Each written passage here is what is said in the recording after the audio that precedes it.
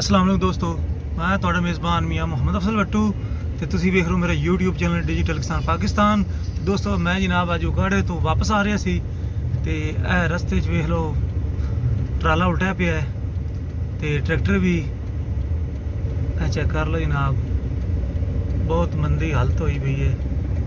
ਲੇਕਿਨ ਉਮੀਦ ਹੈ ਬਾਕੀ ਕੁਝ ਠੀਕ ਹੈ ਤੇ ਇਹਨਾਂ ਨਾਲ ਗੱਲਬਾਤ ਕਰਨੀ ਹੈ ਜਨਾਬ।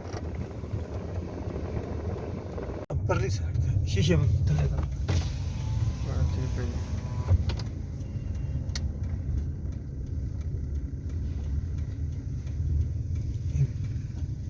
अस्सलाम वालेकुम जी। ए किवें उल्टा है? ये ब्रेक फस गई जी। ट्रैक्टर दी हाँ जी।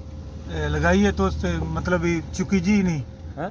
जाम हो गए, लेजर हाँ, जाम हो हो गए, गई, एक साइड खिंचल गई। खिंची लगी, सही हो गई। ते नुकसान तो बचा है ड्राइवर हाँ, दी। नुकसान तो बच गया, बंदा असी वो काट लिया सी बाहर। अल्लाह ताला बचावे। बखावे कैमरा जी ते बैठा सी साफ सा। दोस्तों है ਵੇਖ ਲਓ ਜਨਾਬ, ਇਹ ਅਕਸਰ ਬਿਲਾਸ ਟਰੈਕਟਰ ਦੀ ਜਿਹੜੀ ਹੈ ਨਾ ਬ੍ਰੇਕ ਫਸਦੀ ਹੈ ਜਦੋਂ ਰਫੜ ਵਗੈਰਾ ਕਦੂ ਕਰਨੇ ਆ ਜਾਂ ਤੇ ਉਸ ਬ੍ਰੇਕ ਨੂੰ ਝਟਕਾ ਦੇਈਏ ਤੇ ਫਿਰ ਉਹ ਨਿਕਲ ਜਾਂਦੀ। ਲੇਕਿਨ ਲੈਜ਼ਰਾਂ ਦੀ ਜਿਹੜੀ ਹੈ ਨਾ ਸਫਾਈ ਕਰਨੀ ਚਾਹੀਦੀ ਹੈ। ਚੈੱਕ ਕਰ ਲਓ ਜਨਾਬ, ਅੱਲਾਹ ਤਾਲਾ ਬਚਾ ਲਿਆ ਹੈ ਡਰਾਈਵਰ ਨੂੰ।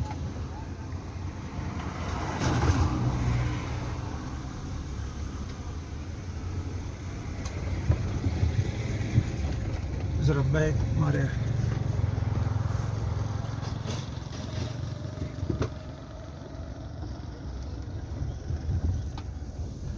ਤੇ ਦੋਸਤੋ ਜਿੰਨੇ ਵੀ ਡਰਾਈਵਰ ਭਰਾ ਹੈਗੇ ਨੇ ਜਦੋਂ ਬ੍ਰੇਕਾਂ ਫਸਣ ਲੱਗ ਪਾਉਣ, ਖਾਸ ਕਰਕੇ ਕਿਸੇ ਵੀ ਟਰੈਕਟਰ ਦੀ, ਤਾਂ ਉਹਦੇ ਲੈਜ਼ਰਾਂ ਦੀ ਸਫਾਈ ਕਰਾ ਲੈਣੀ ਚਾਹੀਦੀ ਹੈ।